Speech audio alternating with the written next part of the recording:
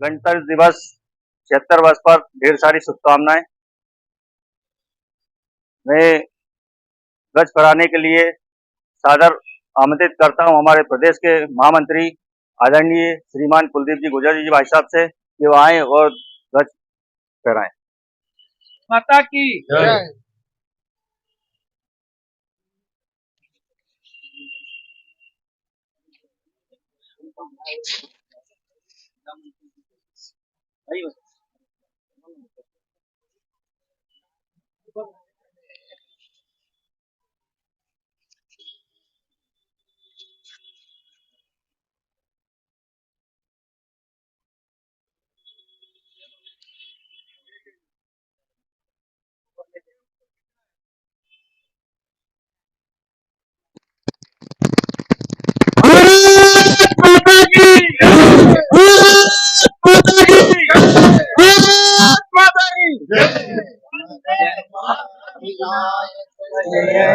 भारत भाग्य विधाता पंजाब सिंध गुजरात मराठा द्राविड़ उत्कल गंगा विंध्य हिमाचल यमुना गंगा उच्चल जलधि तरंगा।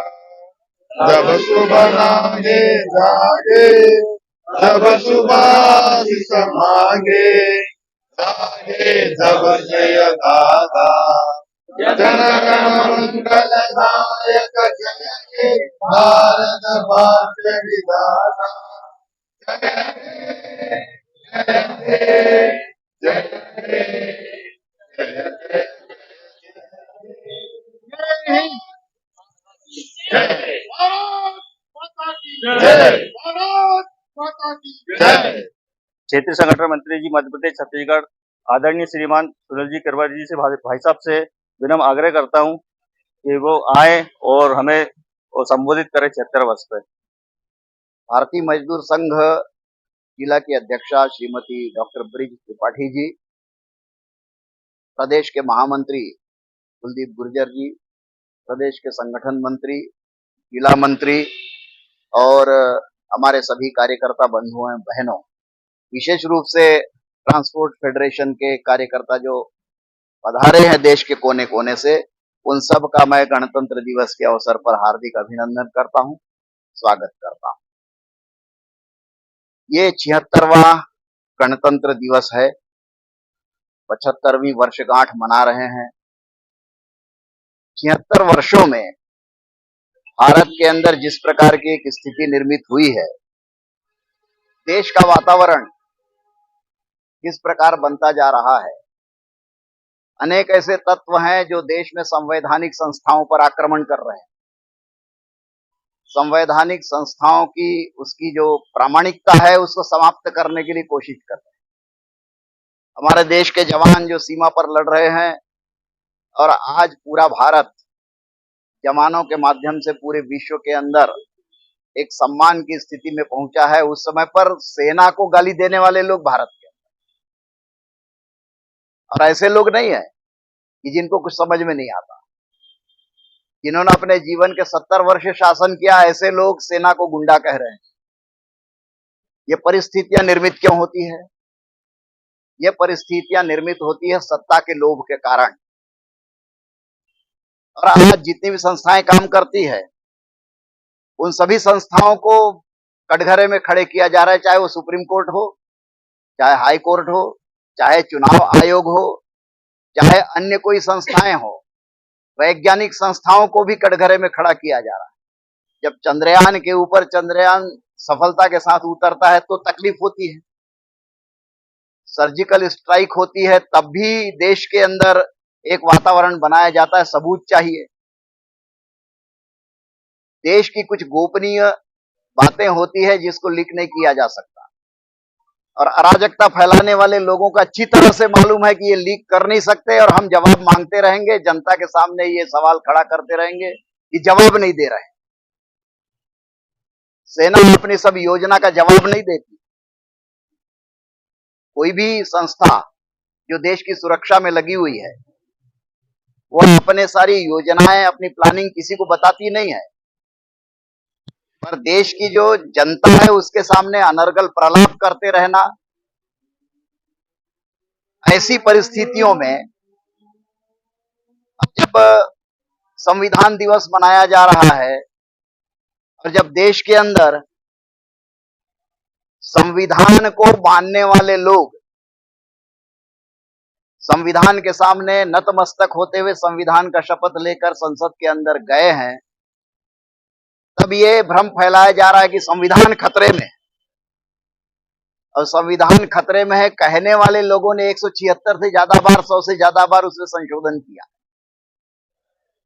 और ऐसे ऐसे संशोधन किए हैं कि जो बहुसंख्यक जो समाज है, बहुसंख्यक जनता जो है,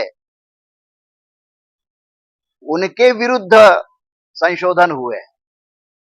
कानून सबके लिए बराबर है, इससे बड़ा मजाक देश के अंदर कोई वाक्य नहीं।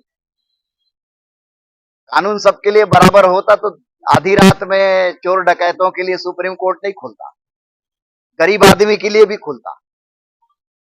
और इसलिए गणतंत्र दिवस के अवसर पर जो राष्ट्रभक्त लोग हैं, जो देश के बारे में विचार करते हैं, जिनके जीवन में देश, नेशन फर्स्ट ऐसा जिनका चिंतन होता है, उनकी जिम्मेदारियां बढ़ती है।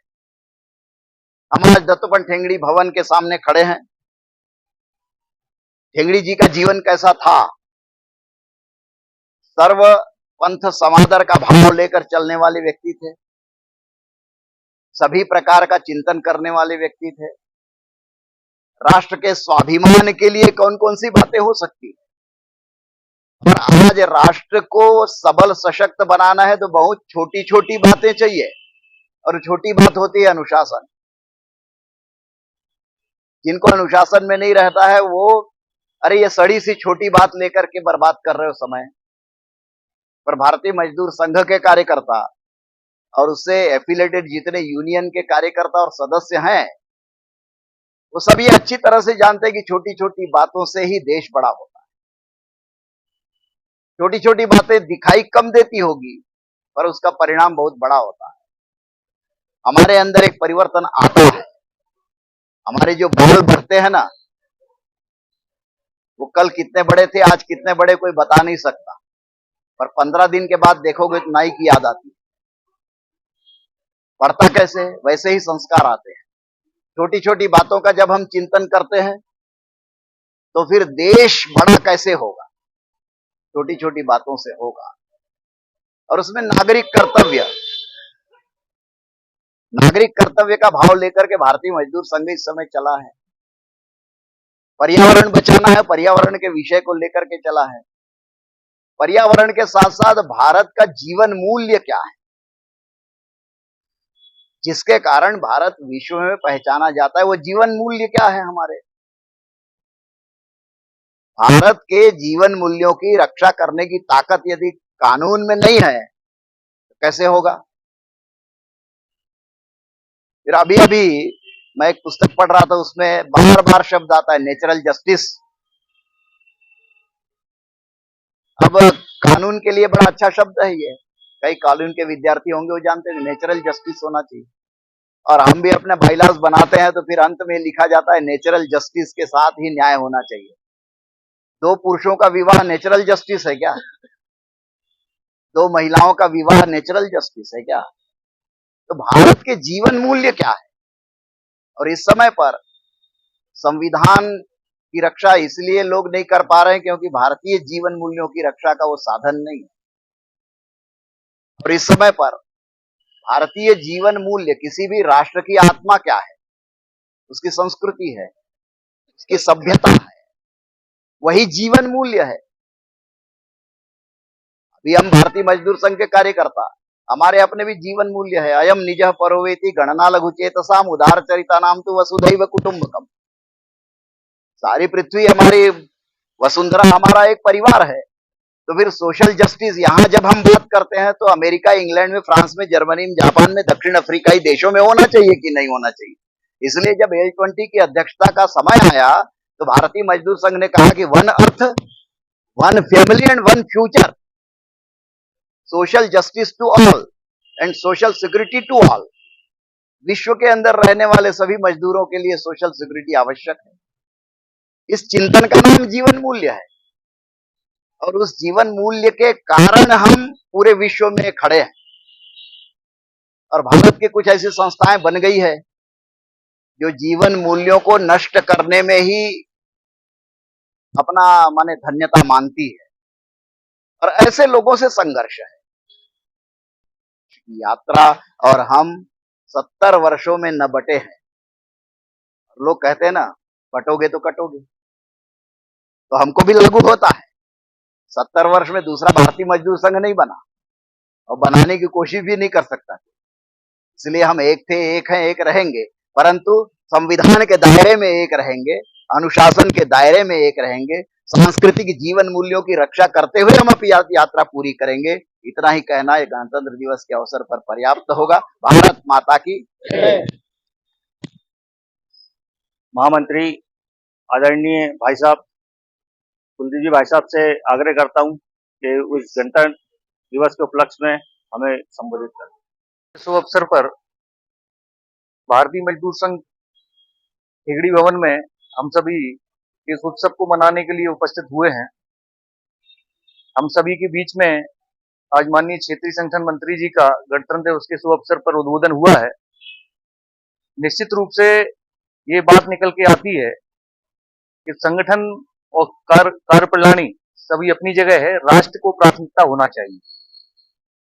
और भारतीय मजदूर संघ की दृष्टि से जब हम इस विषय को देखते हैं तो हमारी स्थापना के समय से ही हमारे चाहे सिद्धांतों की बात हो या फिर अन्य कार्यशैली की बात हो, हम राष्ट्र को प्राथमिकता देते हैं। और आज उस उपलक्ष्य में हम सभी कार्यकर्ता जो गणतंत्र हमें मिला, स्वतंत्रता के बाद जब गणतंत्र हम हुए तो उसमें कई हमारे बलिदान हुए हैं, स्वतंत्रता संग्राम सेनानियों के बलिदान हुए हैं और उन सभी को भी हम आज नमन करते हैं।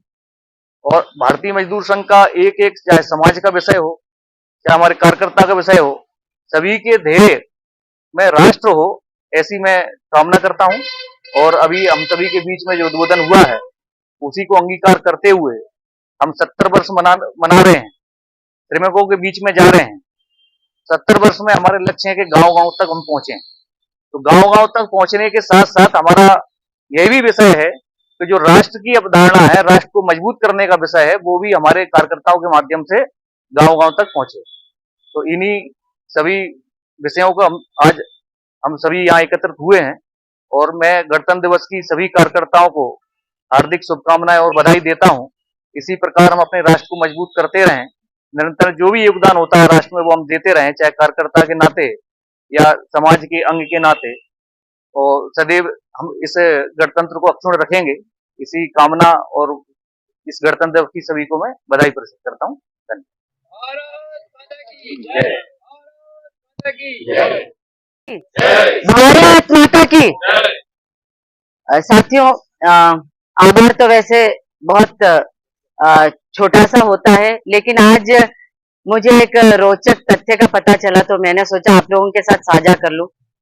क्या आप जानते हैं कि जो रानी चेल्लम्मा थी, चित्तूर की रानी थी, और उनके साथी जो रायन्ना थे, वो बड़े स्वतंत्रता सेनानी थे। वो शायद पहले व्यक्ति थे जिनके ऊपर 10,000 का इनाम और 300 एकड़ जमीन का इनाम रखा गया था। बहुत संघर्ष किया उन्होंने। रानी चेल्लम्मा तो अंग्रेजों के जेल में ही उनकी मृत्यु हो गई, लेकिन रायन्ना जो बच गए थे, आज उनका जो 26 जनवरी जो हम मनाते हैं, आज ही के दिन उन्हें फांसी दी गई थी बरगद के पेड़ के। तो ये मुझे आज पता चला तो मुझे लगा अपने उसको भी साझा करना चाहिए, सबको पता होना चाहिए। और जो हम 15 अगस्त मनाते हैं उसी दिन उनका जन्मदिन होता है। तो ये कितना एक कहना चाहिए, इसको क्या कहेंगे हम, एक ऐसा संयोग है। तो आज वो सुनकर मुझे बहुत अच्छा लगा। भारतीय मजदूर संघ के प्रदेश के महामंत्री जी श्रीमान कुलदीप गुर्जर जी, क्षेत्रीय संगठन मंत्री श्रीमान सुनील किरवई भाई साहब, और यहाँ उपस्थित प्रदेश के संघ महासंघ और अन्य यूनियनों के पदाधिकारी, और हमारे साथ उपस्थित हैं नीलम दीदी, हमारे जिला मंत्री जी और आपके नए जो ट्रांसपोर्ट के जो हमारे भाई बंधु भगिनी, और क्योंकि आज मुझे बड़ा अच्छा लगा कि आप सभी यहाँ उपस्थित है। इस गणतंत्र दिवस के उपलक्ष्य में आप सब उपस्थित हुए, समय पे हमने झंडा फहराया और जिस जोश के साथ हमने ये कार्यक्रम किया, आप सबको उसके लिए मैं आभार प्रदर्शित करती हूँ जिले की तरफ से। और आप सबसे अनुरोध करती हूँ कि आप प्रसाद लेकर ही जाएंगे और हम इसी तरह साल दर साल और ज्यादा तादाद में गणतंत्र दिवस मनाएं, ऐसा आग्रह के साथ मैं आप सबका पुनः आभार प्रदर्शित करती हूँ। बोलिए भारत माता की, भारत माता की। धन्यवाद। भारतीय मजदूर संघ, भारतीय मजदूर संघ, वंदे वंदे वंदे। देशभक्त मजदूरों, देशभक्त मजदूरों, देशभक्त मजदूरों, देशभक्त मजदूरों। भारत माता की, भारत माता की, भारत माता की। वंदे वंदे वंदे। भारत माता की, भारत माता की। కార్మికుల ఐక్యత, వర్ధిల్లాలి కార్మికుల ఐక్యత, కార్మికుల ఐక్యత, కార్మికుల ఐక్యత। कौन बनाता है हिंदुस्तान? भारत का मजदूर। कौन बनाता है हिंदुस्तान?